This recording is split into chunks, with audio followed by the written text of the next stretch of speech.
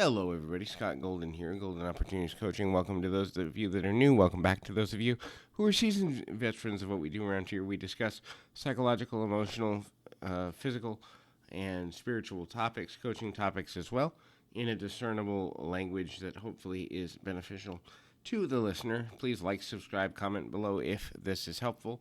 There's over 225 audios for you to check out, so hopefully there's something helpful here. Today we're going to talk about how to make a bad first impression.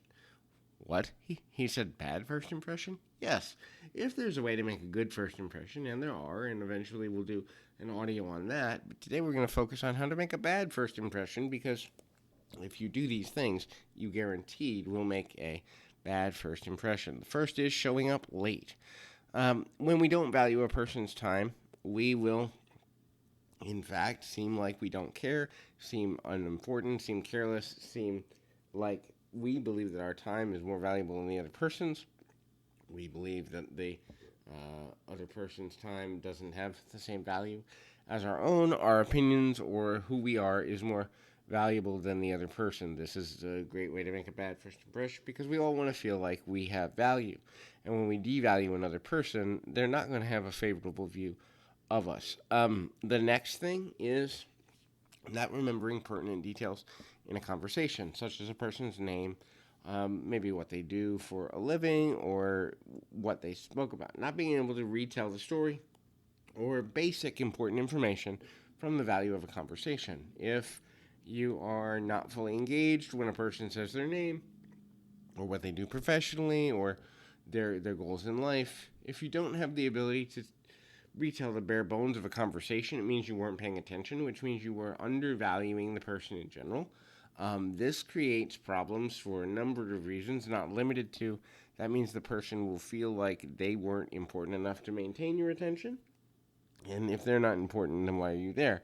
They'll feel like you wasted their time and that you were careless with their time. So it's important to remember at least some basic details of every conversation if you intend to converse or connect with the person again in the future. The next is using filler language or having filler conversations, using like, but what if this and what if that.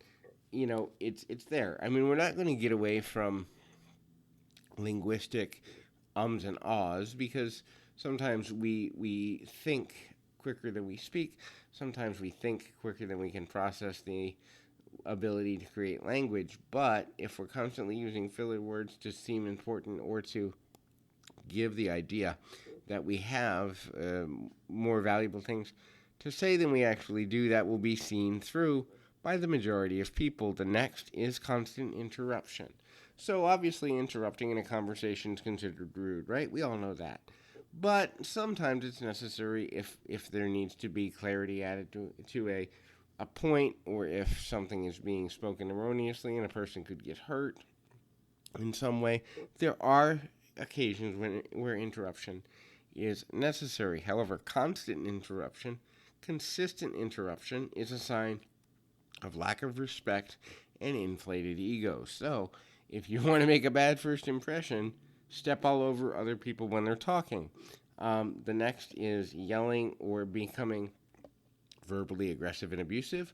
It's okay to disagree. It's okay to have a verbal discourse on a variety of topics. However, when a person cannot control their tone, tempo, and the harshness of what they're saying, they will be considered to be making a bad first impression. Remember, the majority of people that you walk into do not want to get into a verbal debate with you. And if you are constantly debating or challenging everything a person says, they're instantaneously going to feel you don't see them as your equal or as valuable because you're not giving them the ability and the dignity of fleshing out their opinion. Remember, opinions are like armpits. Everyone has them. Some of them stink and some of them don't. But everyone has the ability and the I guess right would be the wrong word, but the value to have their own opinions. They don't necessarily have to be right, and you don't have to be in agreement with them, but you should be able to honor a person's ability to express them in a respectful manner. The next is taking the conversation in a selfish direction. That is, telling many stories about yourself without asking questions about others. Focusing the conversation on your benefit to the group, your experiences, your thoughts, your feelings, your emotions, and making it about you. Now, in a proper conversation of value, that's going to be 50-50, sometimes 60-40 if a person has expertise. But when you start dominating the conversation with stories about yourself, anecdotes about yourself, what it says is, I think I'm better than you and I know it, and I'm willing to perform being better than you because, well, I just am.